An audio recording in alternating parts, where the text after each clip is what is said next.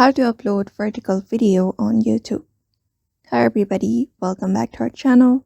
In today's video, we are going to learn how we can upload vertical video on YouTube. So let's just dive right into the video and find out how to do it. So if you want to upload vertical video on YouTube, what you can do is directly head over to the YouTube app. And once you are there, in the bottom, you should be finding a plus icon. So all you need to do is tap on this and then go on with the normal process of uploading a video.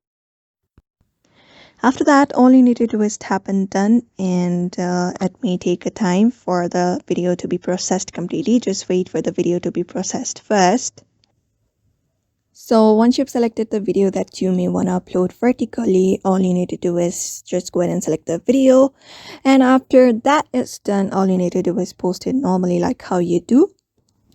And your video will be uploaded as a short on YouTube.